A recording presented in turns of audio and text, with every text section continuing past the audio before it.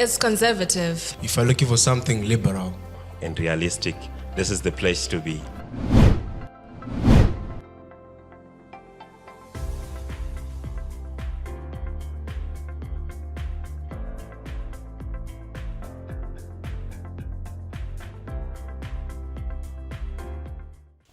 Welcome once again, ladies and gentlemen, to our podcast that is yet to be named. Today we are discussing a topic that affects us, especially in this 21st century, which is social media. We're going to discuss its effects on us in different spheres of life. And with me here, I've got my co-hosts, Natasha Rangarai with the red dress and the so fake smile. And then there is Wimbai Lovedo Nokwara on my right with the black dress and the Rasta, of course. Yeah. So without further ado, I would like to ask Natasha, what do you think are the general effects of social media on us as youths and as Christians as well? All right. For me, I think that social media has really affected us in when it comes to our culture. If you notice that most people take a lot of time on social media, even to the extent that even when you're at home, you barely ever make time to have a talk with your family members. When you get into a family setup, most people will be on their phones, busy scrolling on either on Facebook or on Instagram. So you find out that as families, we never have normal conversations. You might actually sit with your parents and no one will be speaking to each other. They'll be concentrating on their phones. So that's one of the main effects that I have seen that social media has on us as like to do with the culture. Okay, so from a culture perspective, are you saying that there are no positive effects of social media with regards to culture? No, I'm not saying that. There are also positive effects to, as you can see that most people, you can actually know what South Africans now do. And you're now well versed with their culture to the extent that if you relocate to South Africa, you're not going to be blank when you get there, but you actually know how they relate with each other, even their language. You might even pick some of the things that they say. You can understand them. Okay, Wimbai, what's your take? Well, I think human beings are social creatures and we need each other to thrive in life. So the strength of your connections means you are more happy and you have a balanced mental health. Because as much as we want to deny it, we need each other to be able to live, to breathe, to do whatever we want in life. So if we are social creatures, it means social media has made a good impact on each and every one of us, because when you are communicating with others, you are happy, you have a good mental health, you're not stressed, you're not lonely, you're not sad. So I think there are good effects on social media because it keeps you safe, it keeps your mental health well. There are also the negative effects whereby if you're always on social media, maybe and you see people uploading and doing their things each and every day, you now have the fear of missing out. Maybe your age mates are buying 70 cars and you don't have even a car, maybe a dream car, you don't even have that. So it also gives you some mental problems. So it's good another way and it's also bad. I think it's a 50-50 thing. For you, it's a 50-50 thing. Yeah, for me, it's a 50-50 thing. Do you also agree, Natasha, that it's a 50-50 thing? Or the skills are tilted? To a greater extent, I think they are tilted nowadays. Because if you see the negatives of social media, they are way more, and to the extent that we're not even able to control them. So it's difficult for you to, like, let's say you now have an addiction towards social media, right? For you to stop yourself from doing that, it's actually way more difficult. It's more like you have gained weight and you now want to try and lose weight. So I think the social media effects, the disadvantages of social media are way more than the advantages. Okay, I would like to delve in a little bit deeper into what Wimbai has brought forward. You were talking about mental health, right? Which is the psychological effect of social media on us as youths, as people, and as Christians. So I would like to ask someone Mr. Nkiwane, Yes, boss. what are your thoughts on the psychological effects of social media on us? So I'm not going to share my own thoughts here, but I'm going to share my reading. So a big part, let me start with the positive aspects. So studies have shown that there's a correlation between likes on social media or positive social media response and the release of dopamine in the brain. So dopamine is a feel-good hormone, the same hormone that's released when someone says, I love you, or when you accomplish something. So social media has been proven to release that.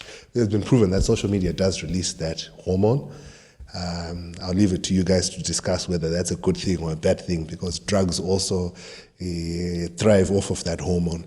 The second thing is there's also seems to be a correlation between social media and I don't want to say depression,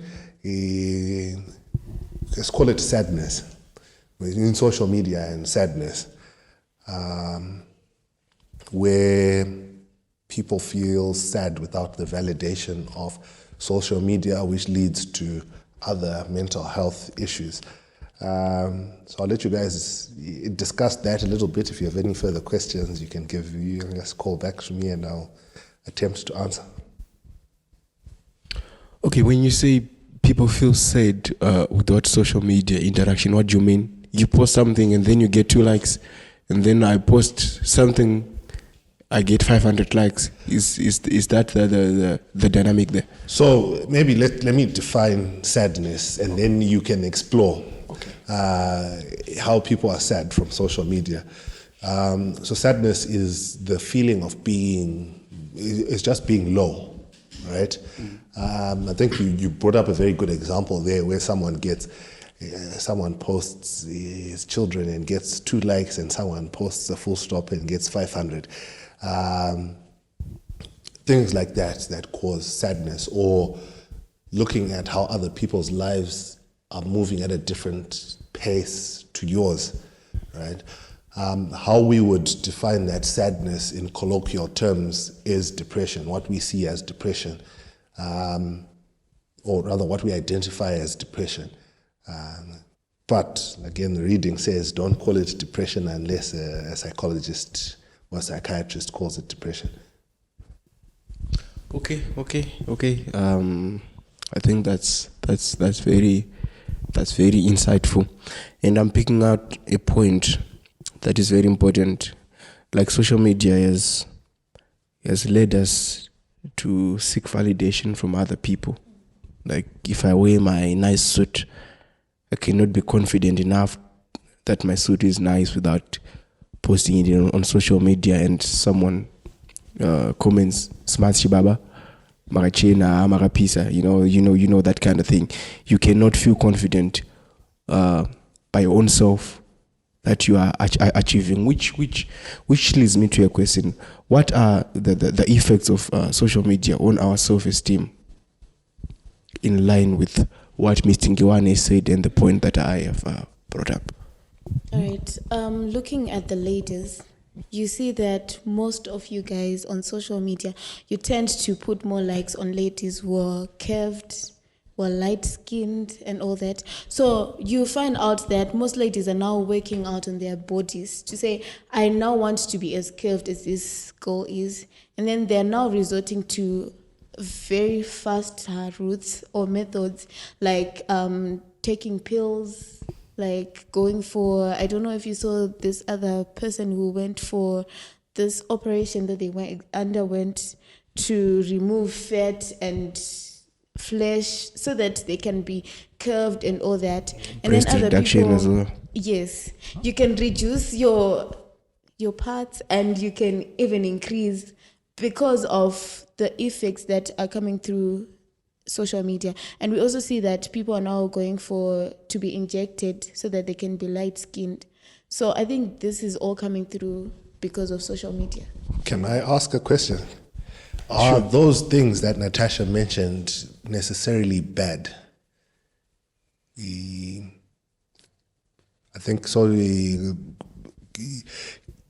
Let me find the correct words here before I stammer and say the wrong thing. Is it not possible for these standards to be there for our benefit? I know she mentioned, for example, liposuction, but for some people, liposuction can be beneficial. If you're extremely overweight, it's a good way to reduce the fat in your system and may help you live a better life. Are those necessarily bad things, or are they good things that have been abused by people? Right. To some extent, I think they are bad things because God created in some way, and we're supposed to appreciate the way God created us. But I'm not saying that if you have now grown fat, you're not supposed to tone down the way you want. But I'm saying that you do not have yips, you do not have bumps, and then you're now going to get injected so that you can have those things. But God, that's not the way God created you. So to some extent, it's bad. Okay, I also think, like, let's take, for instance, smoking. It's written on the box that smoking is dangerous to health, but we smoke anyway. So I think the issue of reducing other parts of our flesh it's good for a short period of time, but when we want to go for a longer period, it becomes harmful to us. I think even the doctors, they even give you a heads up that this causes this and this and that. So if you're ready to do that, then you can do it. Then the second thing I said, everything is good when it is in its normal proportion. When you're trying to reduce weight, maybe the weight that you have is causing some dangers to your body. But now when you don't have weight and you just want curves, it's not the right medication that you're supposed to be given. You're just doing something because you want something. You're not sick, you're not anything. You just want to have curves. So I think it's bad when you're actually the one prescribing it for yourself, not the doctor. So Natasha and Vimbai, I've got a follow-up question on that. I'm coming from a male perspective, right? Yeah, having curves and whatnot, inducing curves, if I might say, and adding things that are not naturally on your body Adding fun parts. is bad, according to you. But I'm imagining a situation where I am as I am. I go, I hit the gym, I gain muscles, I gain six-pack and stuff. The ladies will start to call me sexy, but naturally I'm not like that. Isn't it the same process but being done in a different way? So it's the same process in being done in a different way, which is more natural and safe than going to the doctor. You can't go and say, doctor, I need a six-pack. You work for that. So you're doing it the natural way. So if someone wants caves and everything, they have also to do it the natural way. Okay. And also adding on, have you noticed that you're losing weight and you're gaining a six-pack? Not like necessarily, well, for us, it's the hips and the bums. Yes, you, exactly. like, That's my point.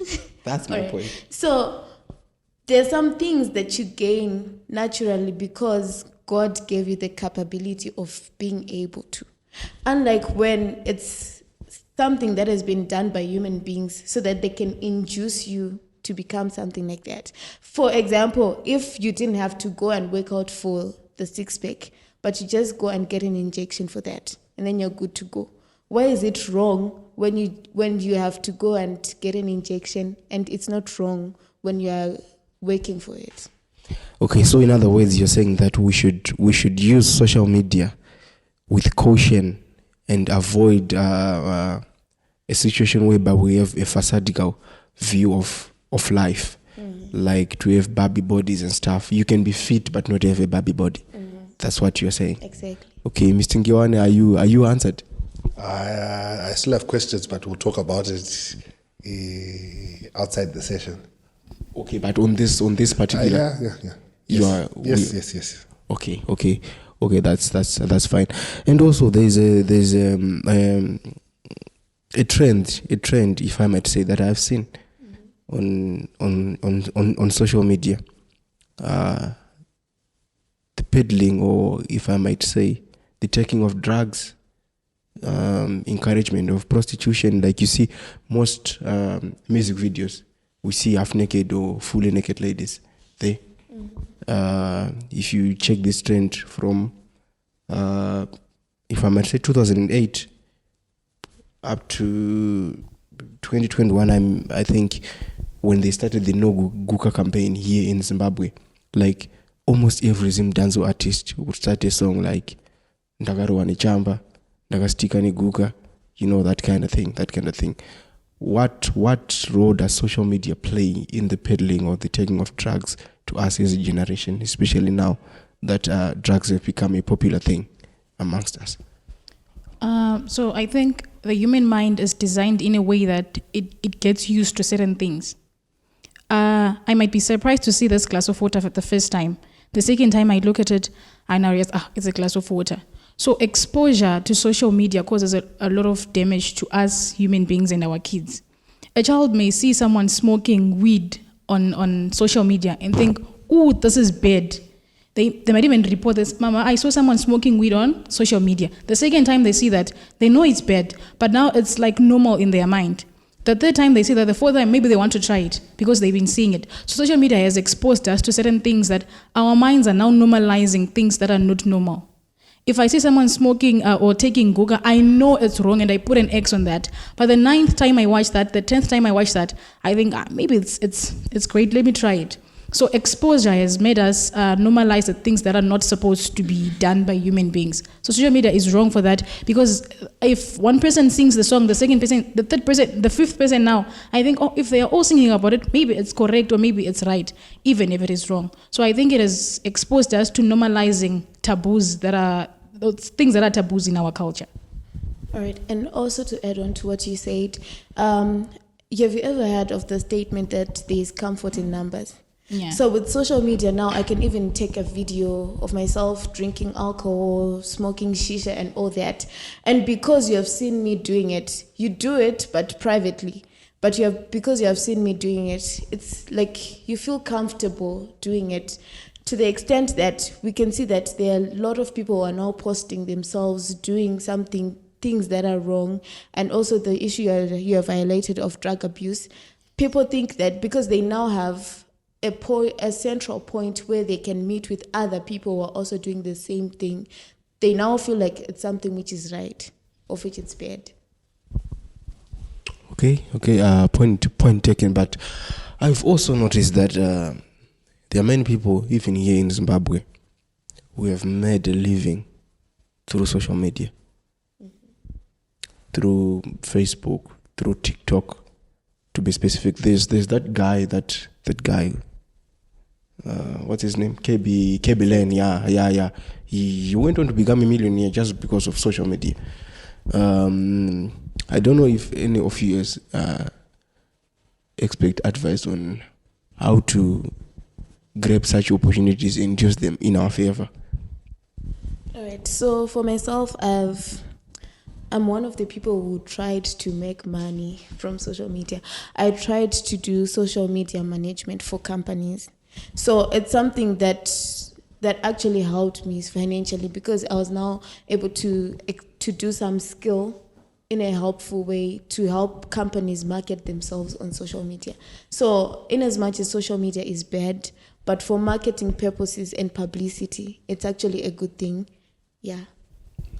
Okay, so I think I might liken social media to going to school or education per se.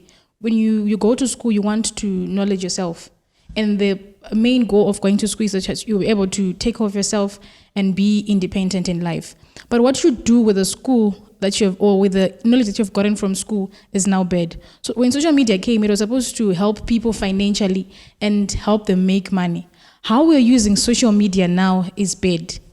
It's like I go to school and I get knowledge on how to do some companies that I said disrespecting my mother because she's not learned. So now when you're using social media in the wrong way, it becomes wrong. But ideally, social media is supposed to entertain people, helping them make money. We have people on social media that gives jokes. You might be laughing the whole day. You go on social media, you watch someone from Masvingo who is doing their drama, Faraz Zibi, for example. You will laugh the whole day and you help them make money through social media. But now when you're posting things that are not supposed to be posted, that's when it becomes wrong. But ideally, it's good to make money using social media and entertaining people. It helps them stay away from stress, stay away from sadness, stay away from loneliness. I think using social media to make money and entertaining people is one of the things that social media was ideally created for. Mr. Nkiwane, any take on that? So speaking as a bystander here, it looks like though the things that seem to make the most money on social media are the things that are not palatable to Christianity.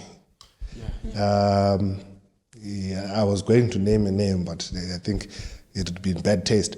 But we know people who make money on social media from, posting in bikinis and twerking and, all sorts of things that we don't accept as Christians. Is there space from a Christian perspective, for someone to monetize their content?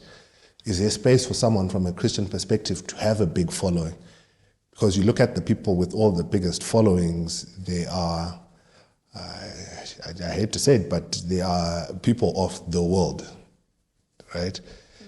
What needs to be done for there to be, a Christian with 100,000 followers, 1 million followers, and pushes positive content? All right. I think that it's not necessarily your individual page that you're supposed to, or maybe your personal talents or something like that. But you can actually post products and still make money. Like you just want to target a certain market to say, I'm selling handbags, right? Then I post them on social media. I can reach my target market easily than when I have to go door by door and then I start marketing the product. So the people that you're talking about, most of them, it's because of their own talents. Let's say I'm a talkative person and then I want to be heard out there. So for me to make money through social media, I have to gain more followers so that Facebook can pay me. But it doesn't necessarily mean that I have to speak on social media so that I can get followers. But I can sell something which is godly or something to do with us as Christians and still make money from that. So let me come back. Perhaps maybe you misunderstood my question. If you take a sample of us, maybe there's 10 of us in this room right now, and you look at the content that we consume, most of the content that we consume, we predominantly consume content from people who are, let's call them content creators and socialites, right? Most of us will only follow businesses that, that where we know the owner, or we're interested in the product that they do. But primarily the content that we consume comes from slay queens, content creators, comedians, etc., right? And they tend to be the ones who have the highest number of followers. How do we get to a space where we can have someone being able to spread the word, right, and be able to get those sorts of numbers? I'm going to be honest and speak for myself here, that there are people who are just genuinely just frustrating on social media. Whilst they're posting religious content, I won't lie, it's boring. How can we get to a space where we're posting something that's interesting and we're able to minister to people, where people don't just click through our content, and we're able to attract more people to see that content? Well, I think firstly it has to do with the mind, mostly. So we need to, as we are growing up, we need to teach people that what to accept and what not to accept. That's the first thing. And the second thing is most Christians, they are, I don't want to say this, but they are like judgmental. So if a person goes to a Christian page, they are being judged on whatever they are doing. It might be true or wrong, but it's like you're attacking them directly. So they will not listen to you because you're judging them. Then I have seen a lot of Christians who have more than 2 million likes or 3 million likes on YouTube. So sometimes it's all about strategy. How are you conveying your message to people? We don't want to lie. Those slay queens, they have a lot of views because they are doing what people want, and they are telling people what they want to hear. So we also need to go there to the world and see how are we going to strategize our message and give them in a way that they don't feel attacked and they don't feel judged. Because if we want to be straight with them and we want to call a spade, sometimes we might just lose what we want. They say ukawanza simba pamutu unogona kutochkora. So we need to know, if I want this to leave, how am I going to deal with it? The strategy is important, and how we convey our message. Communication is important. I can't just come and tell you something that is not proper. There are some things that as humans we have to filter our words. So as Christians or as godly people, we need to know the strategy, and we need to know how not to judge people and how to handle people in a way they want. And also, even to them in the world, we need to make them understand that you can find happiness in things that are of heaven and not only on earth. That we have to find ways to entertain them in a much godly way. All right. And also, it also comes down to our own perspectives as Christians. Like, I feel like most Christians feel like if you're a Christian, you're supposed to be sad, you're supposed to be dressed modestly and not be clean yourself. But I follow this girl, her name is the Biblical Boss Babe on Instagram. She's well dressed, she's so smart, and whenever she's reading the Bible, like she posts videos to do with when she's reading the Bible, like she highlights, and everything is so elegant and classy. That much, if you do something like that, that means that people are going to follow you. They want to know how well you're reading the Bible and how you're making it seem classy and elegant. So it all comes down to us, how we treat ourselves and how we want people to perceive us as Christians. Okay, I think we have to round up this segment. Natasha, from what we have discussed so far, taking insights from Mr. Nkiwane and Vimbai, and myself as well, what are the takeaway points that you have got from this conversation? All right. So I'm thinking that we're not only supposed to take social media as a bad thing. Yes. We're also, as Christians, we're also supposed to look for ways so that we can spread the gospel through social media, so that people can also get the light from where we're coming from. Okay, Natasha is bringing out a very important point for us to remember, that we are in the great controversy between good and evil, and whatever we do, we should be able to spread the light to those who don't have the light. Mbai, what are your takeaway points? Social media has proven to be another platform for learning. So we have to be mindful of what we feed our minds and what we watch and what we do, and also what we post, because others are learning from our behaviors and what we are doing. Noted. Mr. Nkiwane, any last words? So this has another 2 parts that are coming. But I think we have an opportunity to learn from this discussion and the research for us to be able to improve the way that we interact with social media. So I look forward to exploring this a little more with you guys. Thank you so much. As we have seen, everything that is given to us is a two-sided effect, either the positive or the negative.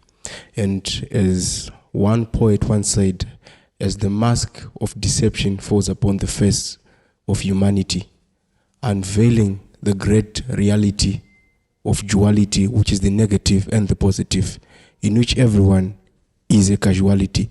No one is exempt.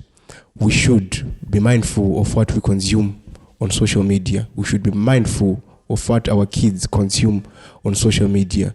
Will it lead to the good and the bad? Ladies and gentlemen, this is the end of this segment. We hope you tune in for the other coming 6 segments. Thank you.